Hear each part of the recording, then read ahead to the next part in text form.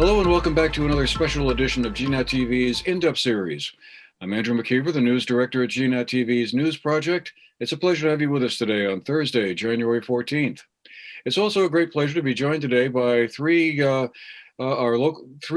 town managers and administrators who will be here to tell us a little bit about what they do, what are some of the issues that are facing their communities, and where we're going from here. Really pleased to be joined today by Nick Zaiac, who is the town administrator for Arlington. Rob Gaiotti is the town manager of Dorset, and John O'Keefe is the town manager of Manchester. Gentlemen, thank you very much for making the time to be with us today to share some of your insights on what's happening in each of your communities. So I guess just to get us started here, I thought we could talk a little bit about or have each one of you talk a little bit about what are some of the major issues in play as you're in the run up to town meeting. Not quite around the corner yet, but only about 6 weeks away or so. So we're getting closer, and of course, it's going to be a different kind of town meeting than we're all used to with the whole COVID situation still in place. So, John, why don't you get us started here? What do voters have to look forward to in Manchester for town meeting? Andrew, thanks for having us first, obviously, and taking time out of your day. In Manchester, we'll be doing Australian ballot this year for the first time ever. Our budget will be voted on that way for this one time, thanks to the action of the legislature. So we'll see how that goes. We've debated that in the past at town meeting, and it's been rejected. It's also interesting that when you go to town meeting to ask to go to Australian ballot, you actually have everybody in the room that likes to go to town meeting. So I think in Manchester, it's always been really difficult to do Australian ballot. We do a couple things by Australian ballot, but so we'll see how that goes. It'll be a really interesting experiment where we can do it for 1 year or two, and then see how it works, and then take stock from that. Our numbers at town meeting, last year, I think at one point we had less than 100 people in the room. So this year it's definitely the budget. We had been toying with the idea of having a local option fund where we put certain groups and departments into that for certain items and have a little bit more flexibility to adjust the appropriations if the option tax isn't there. It looks like that's probably not going to happen this year, and that the library, which is our biggest voted appropriation, will go back on the ballot as a standalone item this year at current funding levels. And so I think the budget's the one big issue. The tax rate is up at this point, although it'll go down because of the things that we'll be doing. We'll be pulling out the local option tax idea, but right now it's over 4.5% up, and that includes every department in the budget actually seeing a reduction. So we have certain cost drivers like last year's bond, less local option revenue. Some increases to the fire department. Actually, that was the only department that saw an increase both in their operating account and their reserve account. And then we have a couple CERC items that we're recommending. One is relative to a splash pad. We got a state grant to put in a splash pad at the park for $100,000. So we'll be putting in at least a $200,000 splash pad. We have most of the funding already approved by town meeting, but we'll need about another $17,000 to complete that project. So those are kind of the big ticket items. And then, of course, you were at the meeting the other night. The board has not made a decision yet on the rail trail that goes from, it would complete a loop that goes from downtown Manchester all the way out to North Road. And we have a group that's developed it and wants to convey it to the town for a price tag. Basically their costs that they have into it, but that will likely be, the big gorilla at town meeting. I think will probably be the rail trail. So far, the select board's gotten a lot of communication from constituents, and I'd say Ivan was saying, our chair of our select board was saying that the comments about the rail trail were overwhelmingly in favor of making it a town asset. So if you're doing polling on it, it looks like at this point, at least from our little internal poll of what we're getting for responses from people, there seems to be a groundswell of support for that trail. So that'll be a really interesting piece too. We're doing a tour actually right after this of the trail to really figure out exactly what the current state of affairs is out there as far as construction and what we see from a municipal perspective of what we would need to bring it into our town inventory. All right. Well, Rob, over to you. What are going to be some of the highlights of the town meeting in Dorset this year? Sure. Well, thanks again. Like John said, thanks for having us, Andrew. We do appreciate it. It's always good to see familiar faces, even though it's online. So in Dorset, we have generally there's the year-to-year expense side on the budget. It's about a 3.6% increase. Some of the non-property tax revenues are actually going to be a little bit higher, which is kind of atypical. But so the net result is for taxes is about a 3%, maybe a little over 3% increase or change.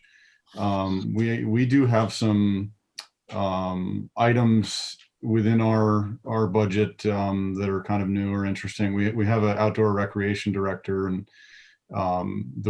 she's been here for over a year now, and we're actually pushing that from a part-time position to full-time. We initially, when we set out to do it, we kind of thought there may be enough work for it to be full-time, but we weren't sure. So we took a year. Turns out there's a lot of work. She's doing a great job.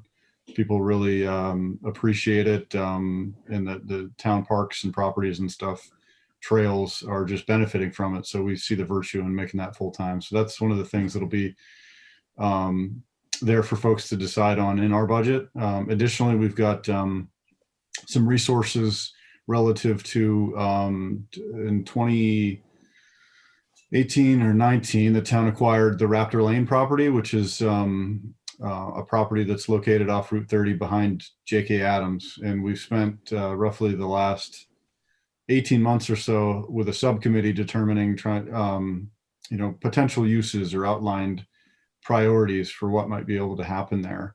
The subcommittee consisted of 9 people, business owners and residents in Dorset. They came up with what we're calling a master plan, or kind of an outlining of priorities. One of the priorities that kind of rose to the top of the list was the potential to relocate the offices, the town offices, potentially from East Dorset to that location over there. So the first kind of step in that process is that in this budget, we've included some funding for kind of some concept level designs. So consulting with architects to come up with a potential design for that site. Our plan is to have those concept level designs polished up enough that we can present them at town meeting this year for input and discussion.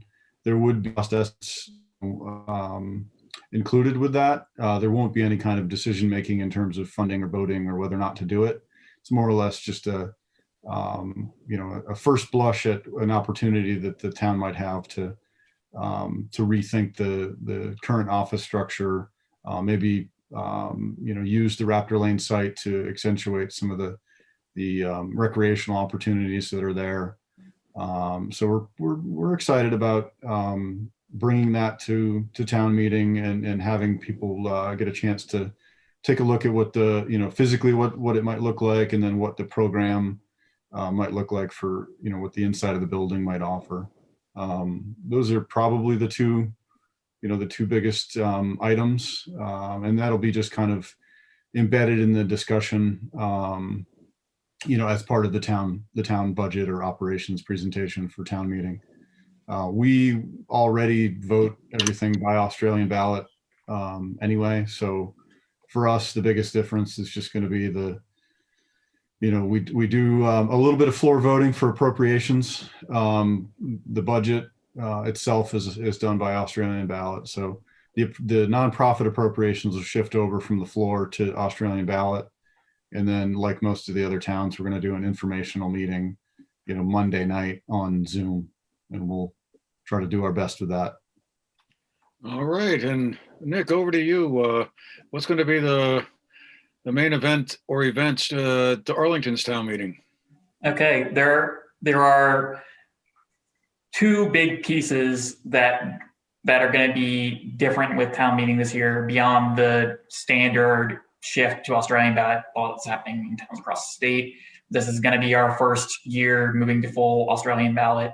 At the meeting on the budget side, the biggest piece of the budget, the biggest increase in the budget, the most notable item on the budget is the funding of the first tranche of money for the trust fund that is intended to repair or replace the Benedict Crossing Bridge. That bridge was closed earlier this year due to structural failure, and this is the first step of getting this into place. That's part of the budget. It represents almost a third of the budget increase this year, and it certainly was unanticipated.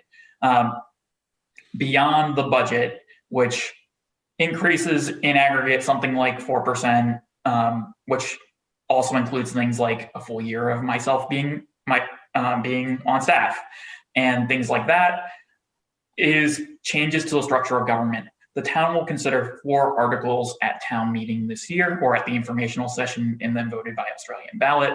Those articles will transform the offices of clerk, treasurer, delinquent tax collector, and abolish the position of auditor. The former 3 moving to appointed offices, and the auditors shifting to a hired CPA. And those decisions have been recommended by members across the government and have been led by many of the people who are currently sitting in those roles. And we will be considering whether to see better continuity by moving these roles to appointed positions. So that discussion is going to dominate the town meeting in general.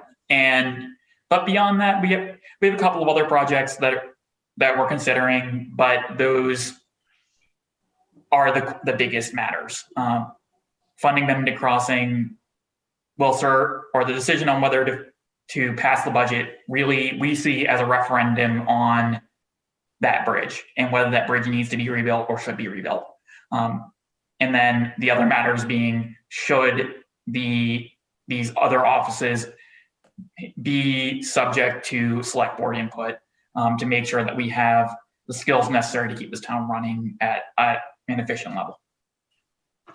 All right. Well, we may loop back to town meeting again towards the end of this conversation, but I wanted to give you guys a chance to talk a little bit about what you saw as sort of the long-term challenges is kind of an overused word, but I guess it seems to work. What going forward, once we're out of the COVID era and everyone's gotten a vaccination and we're kind of beginning to kind of return to whatever normal was before all this began 10 months or so ago. What in order to have each one of your communities sort of grow and prosper and what have you, what are some of the obstacles or challenges you see to like economic development in your communities, or having that kind of growth happen at a reasonable pace? Are there a couple of things that come to mind as to gee, if only we could do this, or if we could do that, what would you like to see? And anyone can start. So my select board has made clear that the number 1, 2, and 3 issues in Arlington are housing costs. Those matters are not going away, and those matters are subject to approval and control of the Planning Commission and ZBA, such that we understand that we're going to need to make updates to our bylaws to deal with the housing cost problem. As such, that's the biggest long-term challenge. It's the most important long-term challenge. And it's something that requires cooperation across the government to make sure that the reforms that are proposed are ones that are going to actually improve housing costs and ease the building environment, while also preserving the character of this town without and not destroy anything that makes us special. So while there are other long-term matters, things like financial management that need to be improved, things like facilities that need to be modernized, the town garage still needs to be or a new site for a new time garage does need to be found and built and bonded at some point. All of these matters are long-term prospects, but without dealing with the planning side and housing cost problems, we don't see that we can really get anywhere. Okay, John, Rob, you want to weigh in on this one, or? Rob, you want to go first, or you want me to go first? I can go first if you want. Okay, well, I went first last time. I talked a long time, so why don't you go first? Go in And reverse. then, All right. Go okay, in reverse. Sure. So longer term for Dorset, you know, when you talk about economic growth, there's usually there's a few things that kind of go into that. You know, in certain cases, you have things like infrastructure issues, whether or not there's capacity within the infrastructure to provide for a certain amount of growth. One of the things on the Dorset village side of town, the fire district, who the town essentially does administrative services for, or helps to manage the water system over there, is I would say roughly about halfway through a process at looking at comprehensive water service line replacement within potentially the next 2 years. And that comes out of basically a supply side water kind of issue that the springs years ago, or every so often when there's dry years, they have capacity problems. Part of the capacity problems are old leaky pipes that you know, that's somewhere in the realm of 20 to 30% of the water that goes out can be kind of attributed to those leaks. So the good news is that we're on a trajectory over there to potentially get into state funding that has some really favorable terms in terms of potential grants and you know, interest rates and stuff like that. So it seems like the you know, the stars are really kind of aligning for a good amount of work to get done that'll go and, you know, that'll address some real baseline infrastructure needs in that area in the village. So that's good. And you know, additionally, like Nick had said, in Arlington, housing costs, I think, in most of Vermont are an issue. There's definitely a kind of a disconnect potentially between the, you know, employment in this area and the ability for folks to live in close proximity to where they're working. And you know, some of what makes this area great is, you know, the second homes and the tourism economy and all that stuff is really important. But on the flip side of that, it puts some pressures on medium home values, which kind of gets at that the housing crunch and the housing cost crunch. You know, Dorset is actually, I think Manchester, right after they finished some of their bylaw review, we've scooped up their planning consultant, and our planning commission moved through a town plan rewrite 2 years ago, and we followed that up we're about maybe a third of the way through a bylaw rewrite with Place Sense and Brandy Saxton, who has been just a real resource for our planning commission to work through it's a pretty difficult you know, process to work through a bylaw document that's, you know, many pages long and hasn't been updated since the early 90s.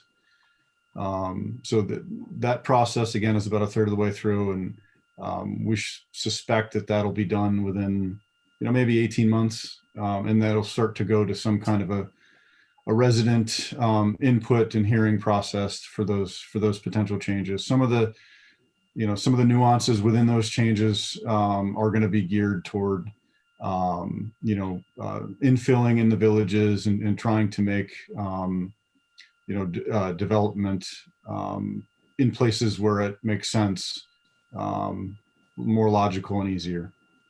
So those are a few of the things that longer term in Dorset, above and beyond, you know, I'd mentioned the potential for the town office to be relocated, some infrastructure and some planning stuff that's ongoing as well. All right, John, over to you. So, there's a lot of common threads here going, between these towns, other than the fact that we all share a common highway, Route 7 kind of going up through here. And also all of us being part of the Vermont Banana Belt, down in southern Vermont and sometimes forgotten about. I think there's a lot of potential in this area right now because in one of the things that we have to here in Manchester have to look at long term is we've had an influx of a lot of folks here. I know the other towns have too, where people have moved up, and it's provided a lot of benefits. But at the same time, it's actually had a lot of pressure on our housing values, on our house values. Our assessor did a presentation the other night, and some of the properties that are selling well above assessed value. And even when you look at the state of the house, houses that sold without even a kitchen, which that means you can't even get a mortgage, and they were selling well above $100,000 above the assessed value, even without a kitchen. Actually, Manchester's in a unique position because we own a lot of stuff. And I think after town meeting, we'll start to look at 3 different categories. What do we need to own? Like Rob was referring to town hall. I think every community in Vermont has some kind of town hall, even if it's the town clerk's garage. They've got some sort of seat of headquarters for government, police department, other things like that. And of course, we have a fairly large park holding as well. But we own the village courthouse in Manchester Village. We own 60 acres of land behind the airport industrial park. And we own the 3 buildings downtown that will be coming back to the town soon. The buildings that have J. Crew. At one point, there was Ann Taylor Loft and the cosmetic store. And there's a large parcel in back of that could be downtown housing. We're looking at the 60 acres maybe behind the airport industrial park as a housing project. Rob talked a lot about water. In order for some of these things to happen, actually, we've got to deal with Manchester with the other side of the equation, the sewer side.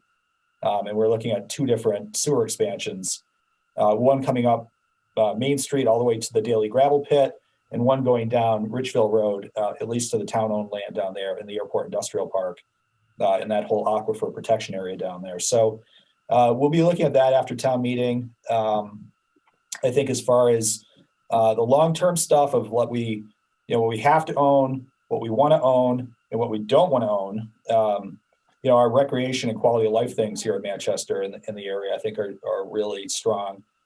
Rob's really built a portfolio of recreation assets in Dorset, and Nick has the Arlington Rec Park, and I know they recently added a town forest, a significant amount of land. So running up and down the spine of Route 7, it seems like those kind of things are doing really well. We have the library, of course, and the rink. I think probably the one thing we have to tackle in Manchester, with all the different things that we've added over time, like the skate park and the new running track at the park, the new soccer fields, and the improvements to Applejack. I think in the area we still lack. Right now after this, I'm gonna go out and walk on the rail trail. It's gonna be pretty cold out there, and I also understand it's a little icy. I think that Manchester will probably look more and more at what we're going to do for the recreation functions, November, December, January, February, March, that period of time. And that'll probably be part of that larger discussion of what we have to own, what we want to own, and what we don't want to own. And right now, I've kind of come to the conclusion, at least from the administrative side, that maybe we own too many things that we don't want to own, or that we shouldn't even own, like the 3 commercial buildings downtown. What are we going to do with those? For those properties, we're looking at some kind of reuse that might not be retail. We have a significant interest in office space, for example, in that property. And we did a housing study that would put 40 residential rental units in the back there, which I think would be a great place especially for younger people that are moving back to the area or moving to the area for the first time. That would be a really great place. You're really close to Price Chopper, and you're right next to Starbucks. You've got Manchester House of Pizza, so it's kind of a cool place that you could live. I think it's probably the most urban place you can live in the North Shire, that's for sure. is down there, and I think it would kind of appeal to a lot of millennials. So those are the things long term, I think, in Manchester that we'd be looking at after town meeting. I've been wondering, is there any conversations going on about sharing services between your communities? I mean, a couple of years ago, there was a study done, I recall, about fire and rescue and police services. I guess I just wondered, has there been any kind of, discussion about how you might mutually help out each other beyond the mutual aid agreements that, let's say, the fire departments have with each other? Just wondering if that was a topic of conversation at this point, or is that kind of receded into the background for the moment? Well, I mean, I guess I'll talk first as sort of the meat in the sandwich, because, you got Dorset, Manchester, and then you've got Arlington. There's always challenges with this kind of stuff. When the areas in Montpelier were looking to form some sort of public safety collective, you've got Montpelier and you've got Barry that were interested in doing something, but you had Berlin sit in between them. So for Arlington, the challenge has always been, I think you'd have to pull in Sunderland. Otherwise, you'd be skipping right over things. And in Dorset, you've got the challenge that, I've kind of, Rob and I have talked a lot about this. Dorset's really, if they were going to draw the map today and they knew there was this huge mountain right in the middle of it, maybe it would have made things a little different. I know East Dorset actually has part of Peru because of geography, that the little piece that bumps out there, but it's a little tricky here. I think there's still opportunities for it, but there's definitely some geography challenges.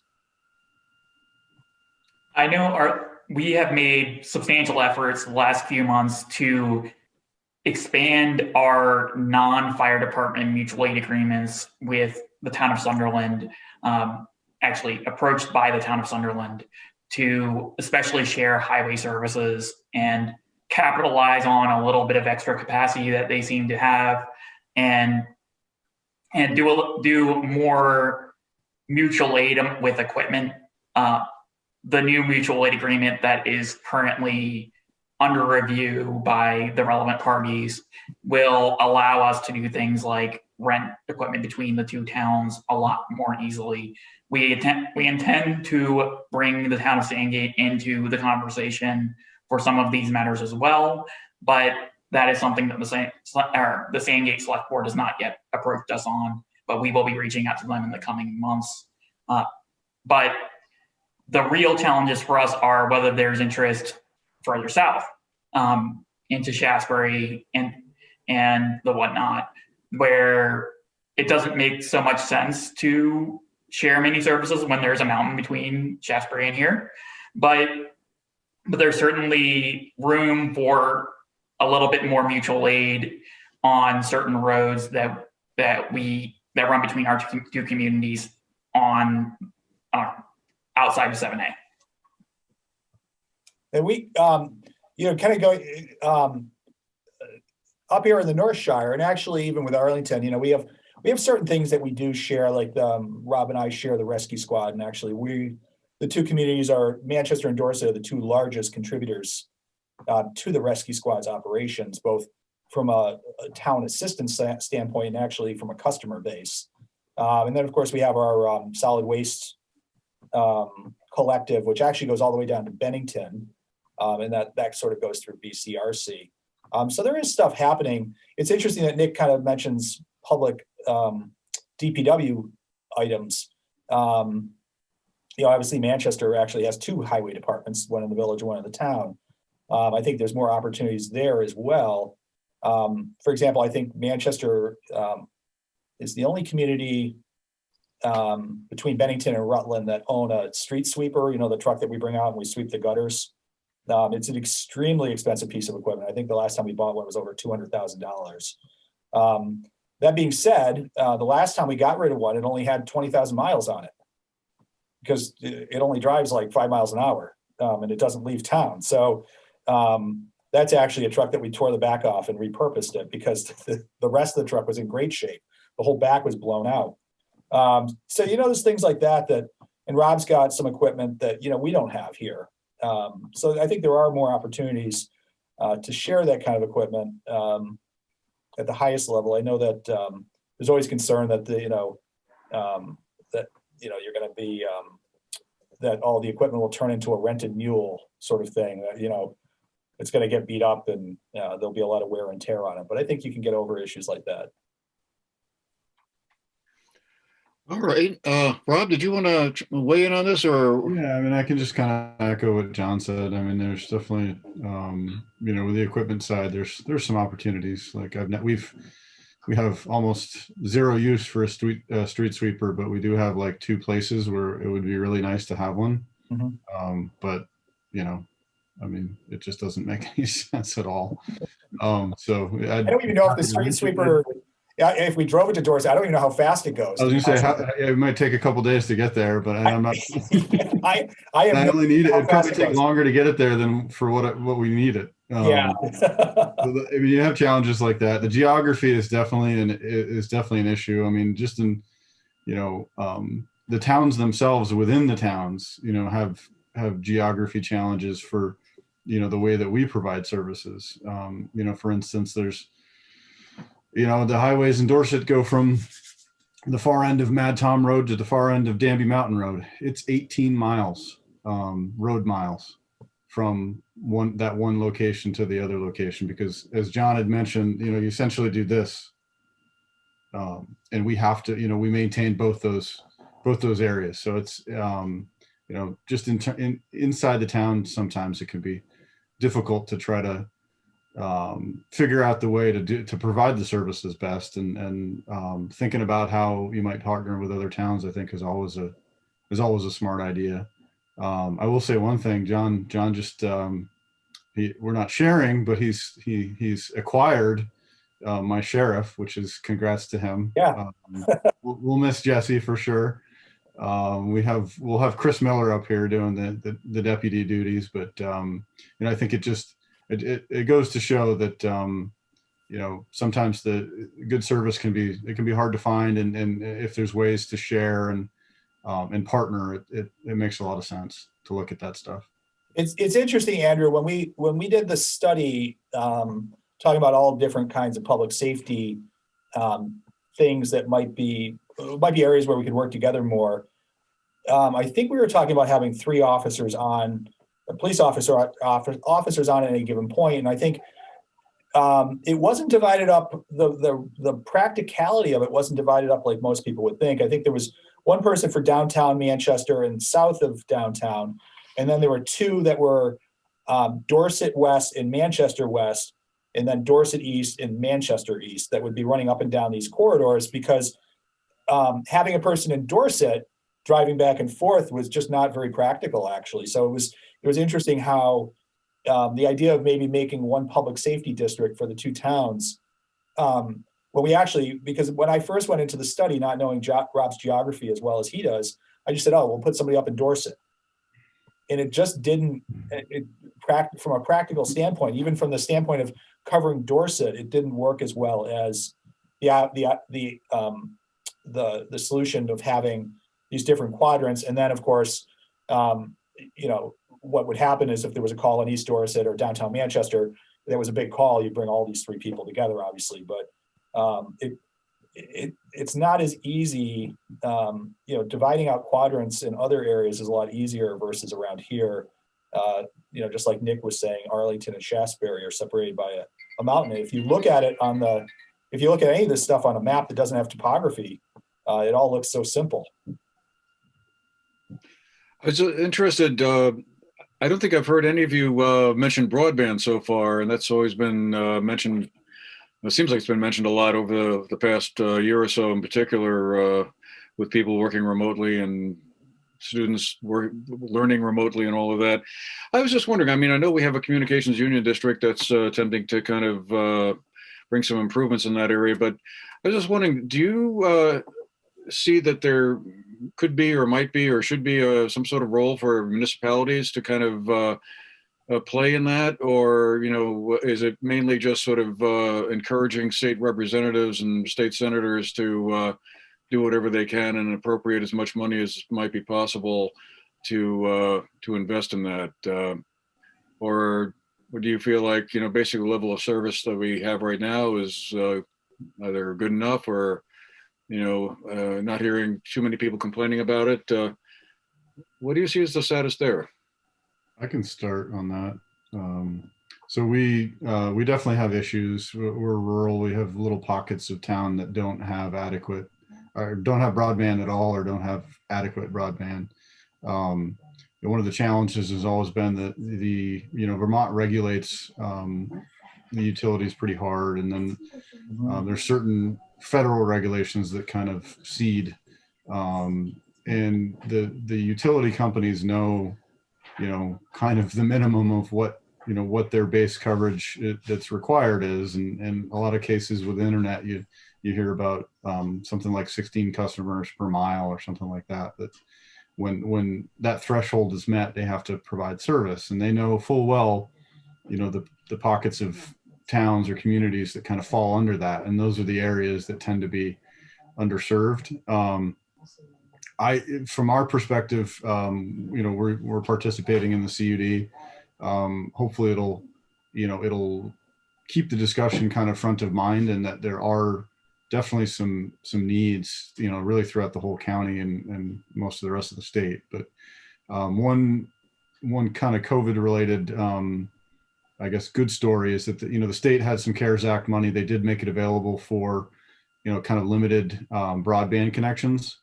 And we have at least one spot in town where, it's pretty simple to have, in this case, the utility company's Comcast, run up a private road and service, 6 or 7 houses. But the, Comcast or the utility company for that matter, they often stand behind some pretty hefty numbers to run those services that just don't make sense for the individuals. And one of the good things that the state made available was some grant funding to try to do those line extensions. And we have at least one spot in Dorset that was able to do that. So, there's on the face of it, if it's that simple, if it's just to get the money to the people that need to do the line extensions to make the broadband available, seems like you'd be doing that versus creating, other entities that are aimed at the same goal. Now the CUD is a good idea. It's definitely going to help drive the discussion. But in certain aspects, at least in Dorset, we have a few little pockets that it's just trying to get the resources and get the resources to where they need to go to provide the service. All right. Well, in a few minutes we got left here, I wanted to loop back, as I said at the beginning of our conversation, a little bit to town meeting, because one of the ongoing subjects of conversation I've been hearing for quite a while now, and it's nothing really new, but and of course this year town meeting is going to be kind of quite different from what we've been used to. But there's been discussion about how at a typical floor meeting you only get a fraction of your checklist. A small number of the eligible voters come, and a lot of decisions are made that affect the entire community. And have we reached a point where town meeting is sort of this nice idea that worked really well back in the 1800s and 1900s, but it just isn't really working as well as it might for today's society? I guess I just wondered if you thought there was some alternative way where you could involve more people, or if there's some other way we could go to kind of bring communities together to make decisions around items that are going to be appearing on warnings and what have you. Or is the system that we have, the kind of cherished local grassroots democracy kind of thing, hey, that's perfect. And if 5% of the checklist shows up and 95 don't because they have to work or they're just not interested, well, hey, so be it. So, Andrew, could I jump on this first? Sure. I guess some of it is perspective. So, my parents still live in upstate New York. They live in a city that has a mayor, a city manager, and a city council. And they have no input on what their budget is at all. They elect their elected officials and they set the budget and the tax rate. So some of his perspective, even if we get lower participation here with 100 people, here in Manchester, 100 people is still greater than 11 people. So I guess I offer that perspective first and foremost. Manchester's in a really tough bind when you look at the studies from the retired UVM professor, which I think are still germane. It's been a while since I think he's opened up that file, but we've got about 4,400 people in town. And actually 2/3 of them were not born in Vermont. So they may not have been born in a system that even had town meeting. When you combine those two things up, based on the professor's study, Manchester is in this pocket of smaller communities that get a really big turnout. And then you've got towns like Middlebury who get a really big turnout too, but you have this huge trough that actually Arlington and Dorset might be in this trough too in the middle, where participation just by the percentages and by the studies is not very good. So I don't know if I have a real answer on it, but I guess I offer that perspective that most of America lives under a system where they have even less say. At least here, you say that there's an old saying that I love is the world is run by those who show up. And that's all I can say about town meeting is, I guess, is the town meeting is run by those who show up. There is no proxy voting. I think the only other alternative we could do, which I think is kind of interesting, is the Brattleboro model, where we would elect delegates the year before, a large number of them. And these are people that would say, obviously, because they're putting their name on the ballot, if you elect me, I will show up. I think that's for maybe for some of the larger communities. I mean, obviously for Peru, with 300 residents, that might not be, you may have just as many people in the room if you had elected versus not, an elected town meeting versus a non-elected town meeting. And my board and myself personally are certainly of the mindset that town meeting is particularly important for beyond the budget for debt referenda. Mm-hmm. And that's an important piece that underpins the financial stability of this state. Without these referenda, this political system does not really work. And we certainly support this, even though the people we've had lower than what we would hope turn out in previous years, lower than many other communities. But the people have certainly turned out when decisions have been there to be made. They have opinions on the budget, but the alternative to town meeting is ad hoc complaints about the budget. And you could certainly stand up another mechanism there. You could do neighborhood representatives or wards or something like that to make things a little bit more fine-grained. But coming from being a political economist, this system works really, really well, even with low participation, because it gives us more feedback than we're going to get by random people calling us. And even if it's flawed, even if it's not perfectly representative, and there's always going to be work to do on that, is going to be on the town government to make sure that town meeting is an accessible place. And we're really hopeful for this first ever Zoom informational session because we do think it's going to open opportunities for a participation of people that have never participated. Even if we can't vote on the floor and change the budget, we can at least get feedback from new faces. And it's exciting. We're hoping that it's actually true, but we'll find out in 6 weeks. And Rob, I guess you get the last word if you wish. Sure. So, I think that's one of the things that's special about local government in Vermont is that like John said, we're more tied, or we're more available, more accessible. People have a chance to kind of get into the process or into the decision making, probably a lot more than they do in most of the rest of the country. I kind of have a saying that local government is the best level of government because it walks around and you can yell at it. So when I go into the post office, I can people can ask questions and we can engage, and and and that happens regardless of that happens. We all kind of do that in our jobs, and selectmen do that throughout town. So that's we're the closest to the people. It is difficult sometimes with maybe what is perceived as low turnout, but I think to Nick's point, it's all issues driven. I think people, when they're solicited for issues and when there's issues to be decided, people tend to participate more. But I enjoy this level because you are connected to the customer, to the voter, to the resident, and all all you have to do is tell them that they can give input. You'll take the input, and it does impact how things roll out, for sure. Well, okay, gentlemen, thank you all very much for your time today and being with us to share your thinking on all of this. I want to thank Nick Zaiac again, Town Administrator of Arlington, Rob Gaiotti, Town Manager of Dorset, and John O'Keefe, Town Manager of Manchester. Really great to have you all with us today, and good luck going forward as we enter into the Super Bowl and the World Series of town government. Town meeting. All right. Have a great day, everyone. And thank all of you for watching as well. Good to have you with us, and we'll see you again the next time. Take care. Thanks, Andrew.